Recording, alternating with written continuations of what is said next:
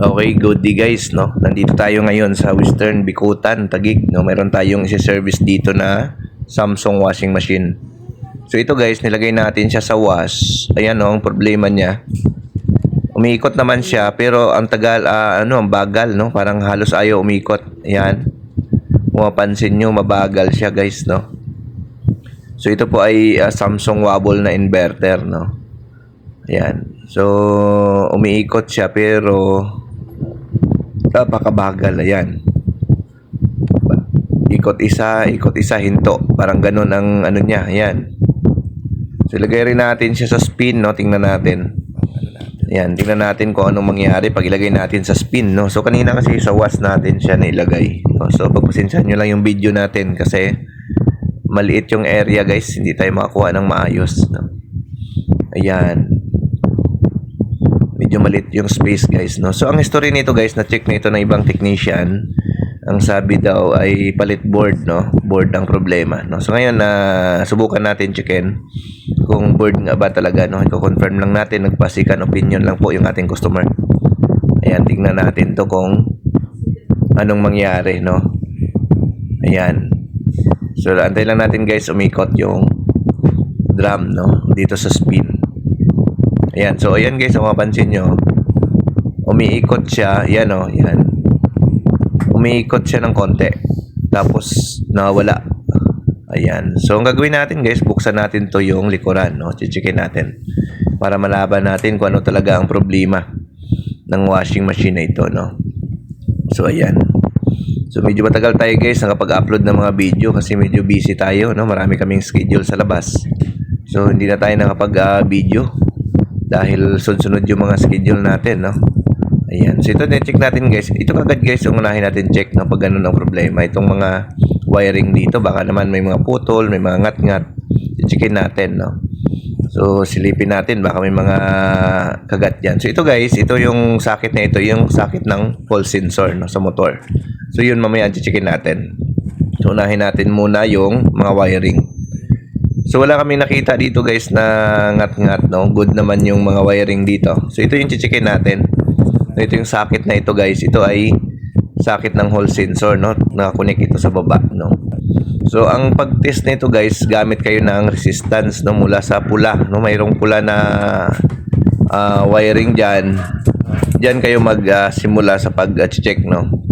Yung isang test prod nyo ilagay nyo sa pula, no? Sa bandang dulo, no? Diyan nyo siya ilagay, no? So, ito guys, titest namin siya. Medyo hindi clear yung kuha dito, no? Sa ating tester. Kasi against the light, no? So, madilim kasi yung area, guys. Hindi namin makunan ng maayos, no? Ayan. So, ang pag-test nito, guys, no? Sabihin ko na lang sa inyo.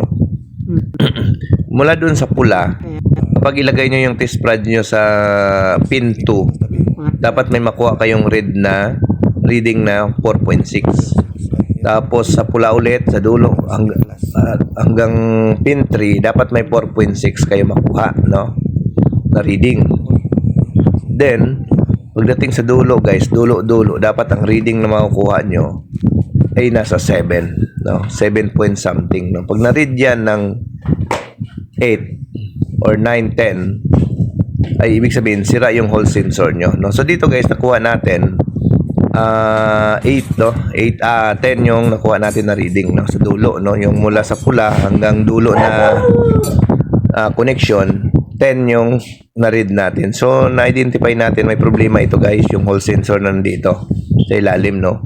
Ngayon kung pag sukat nyo doon guys ng tester, walang reading, ibig sabihin putol yung wiring. So, ngayon pinalitan natin guys ng hall sensor, no? Bagong hall sensor. So, ito, tinetesting na natin siya sa spin, no? So hindi ko na pinakita guys yung pagkalas ng hall sensor. So nasa motor lang naman yan, madali lang naman yan kalasin, no? Medyo sikip kasi yung area guys, hindi tayo makapag-video ng maayos, no? Nasa isang kwarto lang tayo, tapos madilim. So medyo mahirap, no? So yan guys, bago na to yung hall sensor niya, pinalitan natin. Nantay na lang natin guys, umikot or mag-spin ito. Ayan, netest na natin siya. Ayan. So antayin lang natin guys, buwaba yung oras, no? Ayan. So mga gusto magpa-service, message lang po kayo sa amin, no? Ayan. Kayo po ay nagsiservice guys ng Cavite, Laguna, Batangas. No? Hanggang Taguig guys, nagsiservice kami. Ayan. So, antay lang natin guys, umikot ito. Ayan. Sa 11, no? So, antay natin magbaba ng 9 yung oras, no? Ayan guys, kung mapansin nyo guys, nag-attempt na siya umikot, no? So, antay natin kung magtutuloy na. So, ayan. Ayan. So, kung mapansin nyo guys, umikot na siya, no? Tuloy-tuloy na. Ayan, no? Ayan. So, good na po ito guys, no? So, ang naging problema niya guys, ay yung kanyang hall sensor, no? So, hindi siya board, no? Kaya dapat alam nyo po kung paano i-check yung hall sensor, no? Marami na tayong vlog nito guys, no? Sa mga hall sensor. So, ayan. So, ayos na po ito guys, no? So, ayan, ganun lang po kasimple mag-troubleshoot sa mga ganitong problema guys ng ating washing machine. Ayan. So, magbaon kayo guys ng hall sensor kapag nagsiservice kayo. Para naman mabilis, no? Mabilis nyo magawa yung siniservicean nyo. Ayan. So, goods na yan guys, no? Ayan, no? Umiikot na siya ng tudo, no? So, ayan. So, okay. Talaga ng mga washing. Okay guys, sa sunod na lang tayo mag-shoutout guys, no, sa mga nagpapa-shoutout, no. Kasi medyo busy talaga tayo, no. Hindi tayo makapag-edit ng maayos, no.